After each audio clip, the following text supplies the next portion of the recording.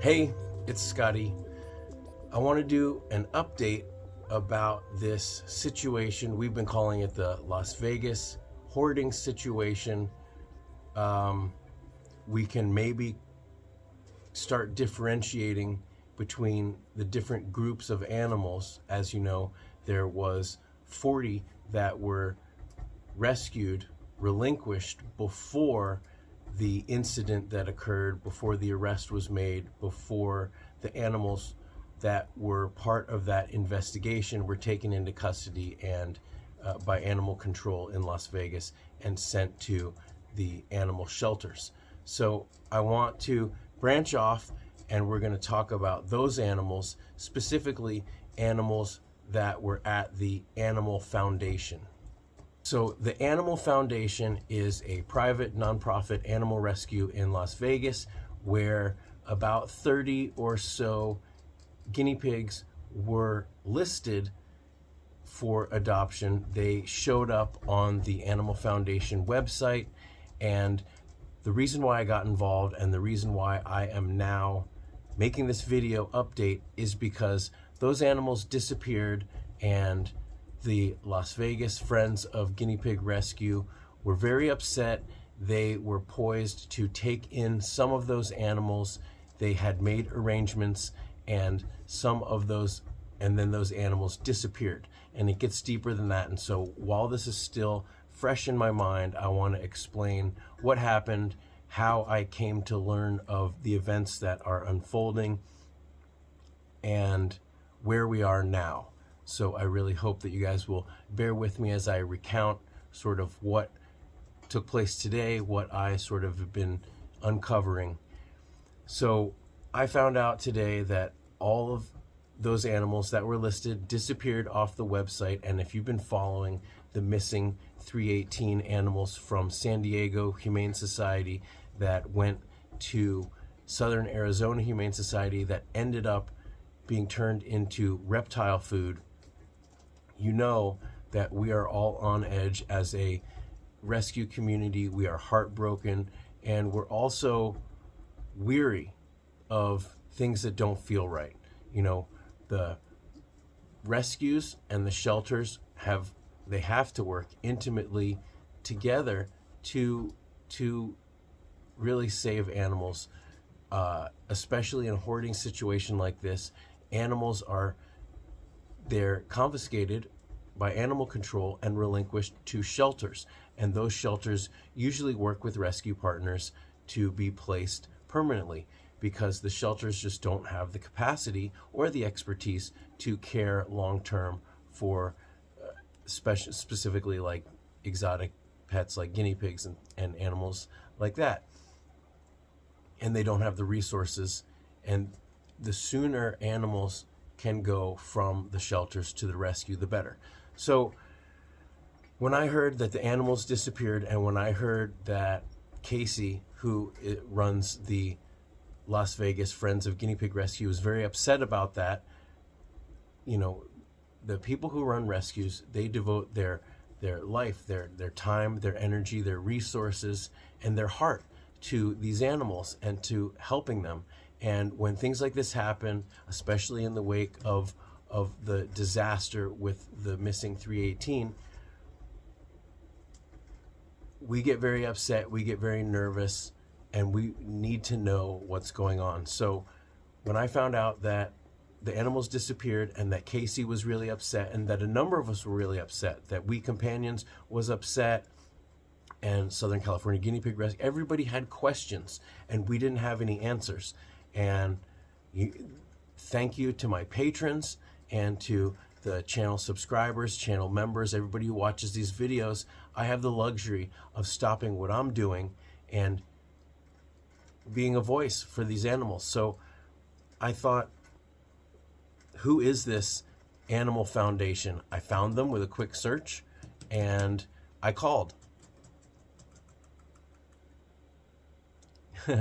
Casey's messaging me right now. I'll have to get back to her. I'll make this quick.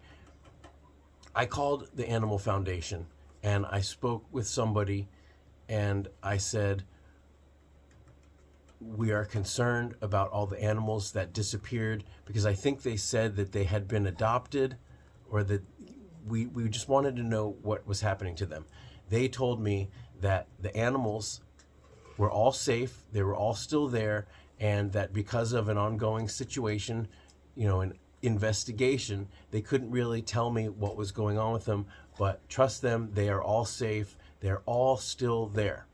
So I reached out to Casey and I said, it may be that something in the process of the legal system, in the, maybe the defendants, they pled in a certain way, or they claimed that they wanted the animals back. So for whatever reason, those animals are now being held. It's not uncommon in hoarding situations for the animals to be on hold at animal control or somewhere in the shelter, unavailable for adoption. So I called Casey and I was like, don't worry. They say all the animals are still there, because she was concerned that who knows, they disappeared. Maybe, they went to some nefarious place that was undisclosed, just like what happened to the missing 318. They were supposed to be adopted out to a rescue partner, and it turned out they were relinquished to a reptile breeder and a reptile food distributor. And they met horrible fates, and some of them are still missing, that we don't know what happened to them. But we do know where they went. So I wanted to reassure Casey that they're all still there. And she said, well, they're not all still there, because we adopted several of them. A previous adopter that they had also went in as a member of the public and adopted someone. And they had told Casey that there was someone in line in front of them that adopted these guinea pigs too. So we counted 6 guinea pigs from this group of 30-something that had been adopted. That's not a small percentage. They had been previously adopted. They were available to the public. They were posted, listed on the website, and then they disappeared off the website. But 6 of them managed to get adopted because Casey adopted some of them. Her previous adopter adopted some of them, and that previous adopter saw somebody in front of them adopt one. And so I said, well, that's strange. Let me call her back. So I called back the Animal Foundation, and I said, well, I just talked to the rescue, and they said that they had previously adopted some from this group. So what changed that made it so they're no longer available for adoption? And this person said to me, they must have adopted them from a different situation. All the animals from this hoarding situation are still there, and that they have many other animals, and they must have adopted them from another adoption. I called Casey back and I said, okay, well, they're saying that you must have got them from a different adoption situation. Let's look at the intake date, and if it's different from the intake when we know that those animals were admitted to the shelter, then we know that they probably came from a different situation. We're all good, no worries. And she laughed and she said, not only is the intake date correct, but it says on the bottom the address of the hotel where the animals were stashed, where they were confiscated from. And it said that it was a cruelty situation in the reason for intake. Okay, and then it had literally the address of the hotel where these animals were confiscated from. And there's all these news broadcasts about the hotel, and it's the only hotel on that street in Las Vegas. And I know for a fact that that's the correct address. So I called back, and this time the girl would not answer the phone. I let the phone ring and ring and ring, and I called back again. And then somebody else picked up, and I said, I really need to talk to this person that I've been talking to. And they said, oh, well, she's on another call. And I said, well, can you relay a message to me? And I explained that I know that a significant portion of the animals that were part of this hoarding situation were adopted out to the public and to rescue partners. And then for some reason, the remainder of those animals disappeared off the website. Now, they may all be there and they may be safe, and that's all we care about. It's just that this is starting to look very similar to what happened to the missing 318 when they went from San Diego to the Southern Arizona Humane Society. And so we don't want that to happen. We want to know, okay, what happened? And it's like we can see the sheet that you get when you adopt them. It says who they are, what stall they were in, where they came from, the reason why, and we know for a fact that they came from this hoarding situation. The new person that I talked to says, well, I can't give you any more information than they already gave me. And I said, we just want to know, maybe you made a mistake. And she said, no, they are all still here. And it's like, well, I know they're not all still here. We're talking about a significant, 6 out of 30 something is a pretty high percentage to say that, oh, they have not been adopted. They have been adopted. So there could be a reason. There could easily be a reason that, okay, and this is a private shelter. So they're not in coordination necessarily, or they don't know all the rules from animal control. So maybe they thought, okay, they were on hold for this certain amount of time and now they're available. But maybe the defendants, they changed their plea or something happened during that due process that caused the status of these animals to change. So just say that, or say, I can't tell you. Like if I say, we know for a fact 6 were adopted. Okay, so are the rest of them okay? What changed? And they could just easily say, we can't tell you anything about this situation. We cannot confirm or deny anything about this situation. Because then be like, okay, well, we will just have to wait and see. But they didn't. They said, we have all the animals. These are from a different adoption, or from a different hoarding situation. They have records. I was on hold for a really long time. They could have easily pulled up the animals that have been adopted and say, okay, these definitely did come from this situation. We cannot disclose that information. But to lie and to say multiple times on multiple phone calls that these animals are still there, were not adopted, and that the animals that you say were adopted from this group are actually from a previous group, that's dishonest. It's not transparent. If you want to be transparent without saying anything, you could simply say, we can't tell you. We can't tell you. It's against the law for us to disclose any information about any animals in the middle of an ongoing investigation. And then we could say, fine.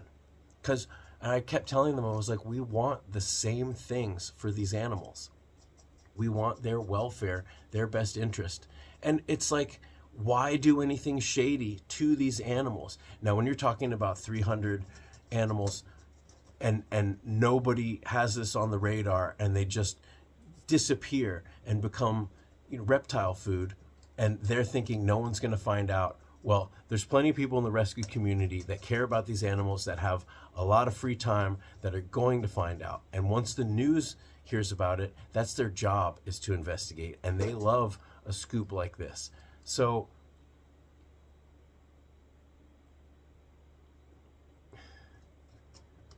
why be dishonest when Onyx,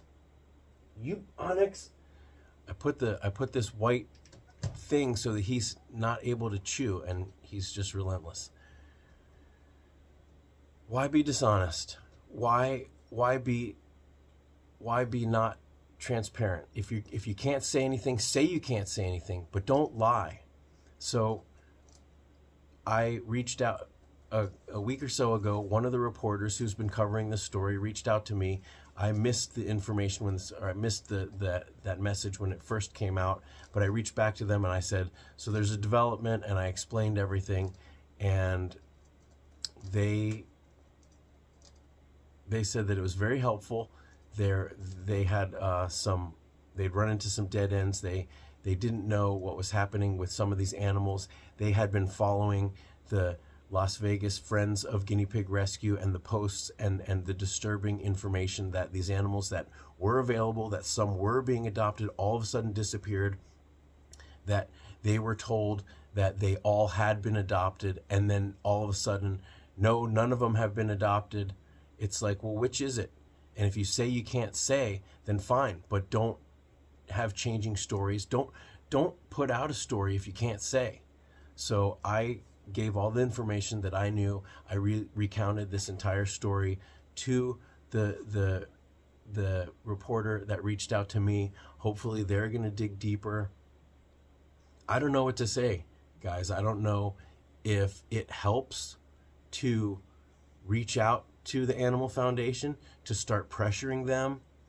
You know, I do know that the pressure that was put on San Diego, that was put on Southern Arizona, is what got the ball rolling, is what got the investigation, is what got to the bottom of it. Unfortunately, for all of those animals, it was too late.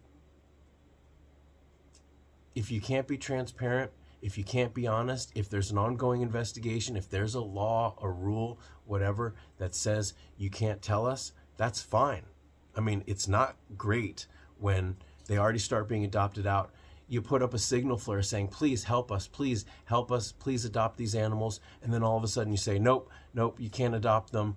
Tell us why. When you ask for help and people stop what they're doing to help, and then you're shady, then you're confusing, then you're making conflicting stories and conflicting accounts about what happened and why. Then, especially since after what happened to the missing 318, we can only assume the worst. And we're talking about so many people that dedicate their lives to rescue, being sick to their stomach, being upset, being nervous, not knowing what's going on. And if we're talking about multiple more weeks of not being able to know, of not being able to do anything, how are we supposed to sleep? How are we supposed to... Boys! Onyx, leave him alone. How are we supposed to get on with the daily work knowing that there's this cloud, this dark cloud of potentially a really bad situation happening? And meanwhile, the same people who are perpetrating these situations, they are out there, who knows what they're doing. It's just, so I don't know. Does it help to pressure the Animal Foundation of Las Vegas? Does it help to call animal control? Does it help to reach out to some of the news channels that have been covering this story and say, you want to know more? I don't know. Let's take that conversation into the comments and let's try to come up with a consensus. What is the best thing that we can do? Because I feel powerless. Boys, Onyx, leave him alone. I love these boys, but they are definitely a handful. So I'm anxious to see your comments. I'm sorry, this is as fresh as it can be, but we got to keep the pressure up. We got to keep these animals in our thoughts, you know, of course in our prayers, but we've got to keep them on, you know, top of mind. We can't let this situation slip through the cracks. Maybe they can't tell me, they don't want to tell me because the defendants are made a motion so that they can get the animals back. And before they hadn't, and so it was public, they were allowed to adopt them out, and now they're like, no, we want it back and we're gonna fight. You know, fine. That makes perfect sense. But tell us. You got all these people lining up to help. You've got, you know, LA Guinea Pig Rescue took in 20. And poor Anne, she's got all those boys, you know, left, which still need to find homes. You know, we're driving back and forth to the ends of the earth. We got all these people who are sick to their stomach, and nobody knows anything about what's happening, and they are obviously lying. So I just thought I'd let you guys know. I'm not trying to stir the pot, but maybe I am. I don't know. Let me know in the comments. What should we do? What can we do? What's the best course of action? And please, if you're going to engage with any of these people, Animal Control, the Animal Foundation, any of the rescues involved, please take a breath, be civil. You know, being a jerk, being rude doesn't help the cause. We got all these animals, you know, that are in limbo. And I'll tell you, you know, people come into the rescue and they treat the animals badly. And I just want to, you know, tell them the way I feel. But if those animals are going home with them, we got to treat these people with kindness, you know, try to educate them. If they're surrendering the animals, if I'm going to pick up animals that are being surrendered, being rude, being mean before I have the animals in the custody just puts those animals in danger. And that's the last thing we want to do. That's all we're doing this for, is to get the animals to safety. They've already been through enough. They've already been through so much hardship. That's the thing. People are like, why guinea pigs? Why not whatever? Like, first of all, do you know any guinea pigs? They're crazy. They're so sweet. They're so lovable. But they go through so much crap. They go through so much hardship.